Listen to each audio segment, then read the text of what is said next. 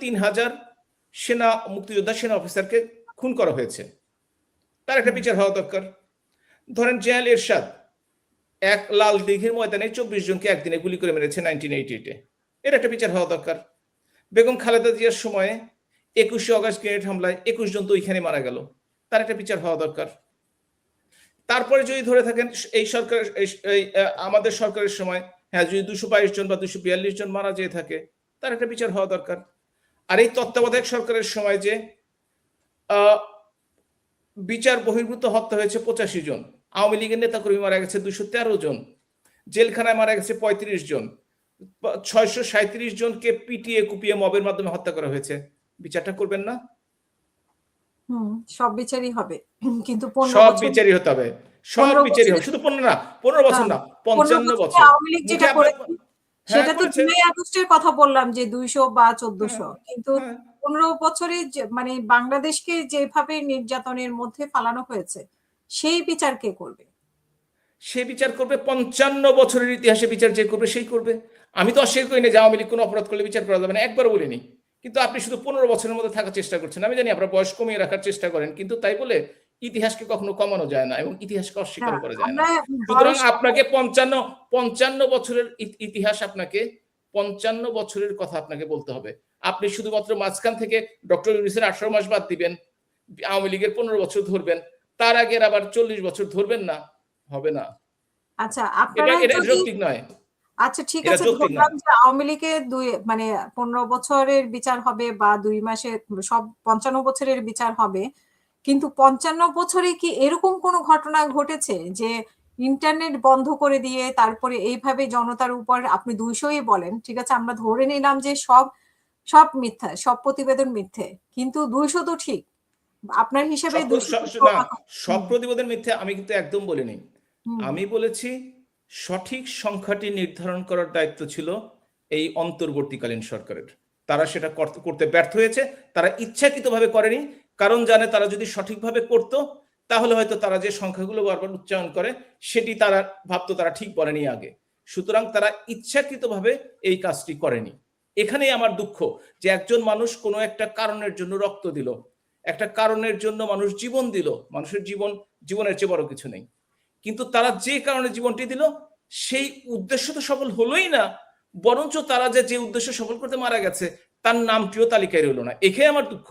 200, 1400, 2000, 2500 আমার কোনো কথা নেই। বা 55 বছরে বিচার, সবগুলা বিচারের কথাই আপনি বলছেন, সেখানে শাপলা চত্বরের বিচারও আছে, আপনি আরেকটা বিচার বাদ দিয়েছেন বিডিআর হত্যা, এগুলো মানে কার আমলে কিভাবে হয়েছে সেগুলোরও তো হচ্ছে, তো এগুলো বিচার তো হচ্ছে, বিচার তো হচ্ছে না, রিপোর্ট বের হয়েছে, মানে বিচার কিন্তু বিচার অনেকের শাস্তি হয়েছে, অনেকে জেলে আছে, অনেকে জেলে আছে এখন, আমরা নিজেরা দেখেছি বছরের পর 7-8 বছর হলো জেলে আছে। আপনি বলেন বিচার হয়নি, এটা বললেন কি হবে? আর সবচেয়ে বড় ব্যাপার, আরেকটি বড় ব্যাপার আপনি ভুলে যাচ্ছেন, যদি সবগুলো ঘটনায় নিয়ে আসেন, অবশ্য আপনার মনে হয় সে সময় জন্ম হয়নি এই জন্য আপনি ভুলে গেছেন, সেটা হচ্ছে মহান মুক্তিযুদ্ধ, বাঙালি জাতির সবচেয়ে বড় অর্জন। সেই সময়টিতে 30 লক্ষ মানুষকে হত্যা করা হয়েছে এই রাজাকার আলবদল জামাতি ইসলামীরা পাকিস্তানের সহযোগী হয়ে, 2 লক্ষ মা বোনের সম্ভ্রমহানি করেছে। তাদের বিচারটা করবেন না? করতে হবে তাদের বিচার। সুতরাং বিচারের কথা যদি আনেন, ওই জামাত তো রাজনীতি করারই অধিকার রাখে না। এখন তারা দেশকে পাকিস্তান বানাতে চায়। আমি পাকিস্তান, ভারত, টার্কি আমার কোনো দোষ নাই, আমার দেশ বাংলাদেশ, আমি চাই আমার দেশ আমার মতো করে চলবে। কিন্তু তার অর্থ এই না আপনি একটা গো ধরে বসে থাকবেন, আমি শুধু এই 15 বছরের বিচার করব। 70 থেকে 2025 পর্যন্ত কি হয়েছে সেটা বাদ, শুধু মাঝখানের টুকু আমরা ধরবো। আমরা চাই প্রত্যেকটা হত্যাকাণ্ডের বিচার চাই, আমরা প্রত্যেকটা অনাচারের বিচার চাই। আপনারা ফাঁসি দিয়ে গেছেন জামাতের নেতা। আমরা ফাঁসি দেইনি, আমরা ফাঁসি দেইনি।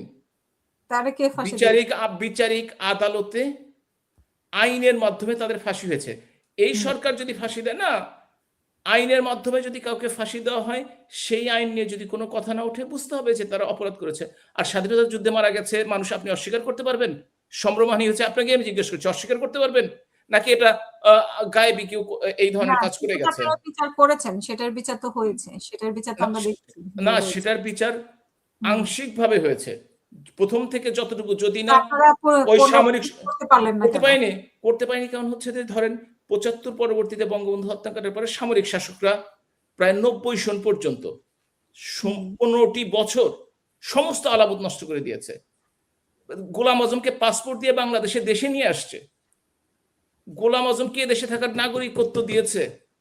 সুতরাং সেই বিচারগুলো হওয়া দরকার। অতীত আমরা অস্বীকার করি, আমরা অতীতে ফিরে যেতে চাই না, কিন্তু যখন কেউ খণ্ডিতভাবে এই অতীতকে উপস্থাপন করে তখন কিন্তু খণ্ডিত চিত্র রাখা যাবে না। হয় সামনের দিকে এগিয়ে যেতে হবে, অথবা প্রত্যেকটি অতীত ধরে ধরে সেটার বিচার করতে হবে। এটা আপনার উপর নির্ভর করে আপনি কোন দিকে যেতে চান।